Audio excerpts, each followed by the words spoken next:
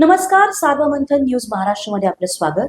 पाहुयात आजची सविस्तर बातमी. मध्ये पंतप्रधान होण्याचे गट्स आहेत, गुण आहेत आणि त्यासाठी आवश्यक असणारी इफिशियन्सी आहे, रात्रंदिवस काम करण्याची विजन आहे. सकपाळजी, तुम्ही कालपर्यंत एक पडलेले आमदार होतात, तर राज्याचे अध्यक्ष झाल्यानंतर इतकं नका बोलू. मुळात काँग्रेसच्या बाबतीमध्ये विरोधी पक्ष असून मी नेहमी असं म्हणत आलेलो आहे की काँग्रेसमध्ये पृथ्वीराज चव्हाण, बाळासाहेब थोरात आदी होते, पण आमच्याकडे आता आहेत व्ही.के., हर्षवर्धन पाटील. तशी वेल कल्चर्ड खानदानी माणसं ही काँग्रेसचं वैशिष्ट्य आहे. तुम्ही त्या परंपरेतले आहात असं एकदम नका बोलायला लागू. आणि मग कोणी बोललं तर मग वाईट वाटवू नका.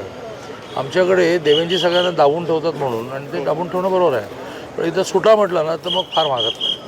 आणि त्यामुळे देवेंद्रजींवर उठसूट बोलताना आमचाही म्हणजे गोपीचंद लांब आमच्यासारख्याचाही संयम, म्हणजे आम्ही ह्या भाषेत बोलणार नाही, पण मग आम्हाला पण अंगावर जावं लागेल. त्यामुळे कशाला तुम्हाला वारंवार देवेंद्रजी लागतात.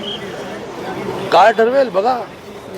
त्यावेळेला मनही मोठं नाही. म्हणजे त्या प्रणती शिंदेने आपली संस्कृती काय आहे तर मोदीजींच्या वाढदिवसादिवशीसुद्धा काळा दिवस म्हटलं. अरे काय, कुठे चाललं आहे कल्चर?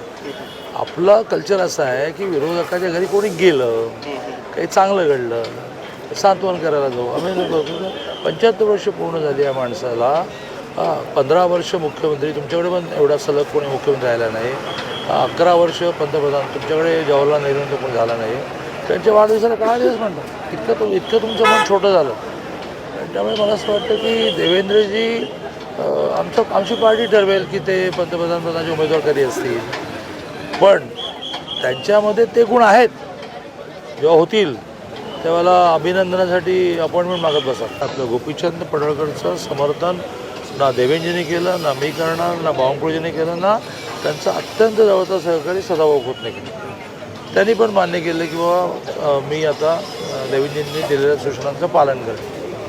पण त्याचं एक आर्ग्युमेंट जे आहे की तुम्ही मोदींवर बोललेलं चालतं, मोदींच्या आईवर बोलायचं, तुम्हाला देवेंद्रजींच्या बायकोवर बोलण्याचा अधिकार आहे. मग त्यावेळेला का नाही फील्डमध्ये उतरला? त्यामुळे पुन्हा एकदा तुमचं कसं होतं, प्रेसवाल्यांचं तुमचं अर्धच वाक्य जातं. तुमचा दोष नसेल, माहीत नाही मला. त्यानंतर जे तुकडे पाडतात ना, काय म्हणतात सोशल मीडिया, त्याच्यात असेल. मग तुम्ही काय दाखवणार की गोपीचंदचं समर्थन? मी गोपीचंदचं समर्थन करत नाही. गोपीचंदनी ही भाषा वापरू नये. महाराष्ट्राचं हे कल्चर नाही. गोपीचंदचा आमचा आज्ञाधारक कार्यकर्ता आहे. देवेंद्रजींनी म्हटलं की आता उद्यापासून तुम्ही बघा की त्याच्या सगळ्या भाषेमध्ये, देहबोलीमध्ये फरक पडेल. पण असं हे आर्ग्युमेंट आहे ना की तुम्ही मोदीजींच्या आईवर बोलता. तुमचं हे आर्ग्युमेंट बरं आहे ना की तुम्ही देवेंद्रजींच्या बायकोवर बोलता, देवेंद्रजींच्या मुलीवर बोलता. अरे वा, मग तुम्ही केलेलं चांगलं, असं कसं होईल? दोन्ही बाजूने त्यामुळे कोणीच आता ह्या लाईन्सवर जाऊ नये असं माझं म्हणणं.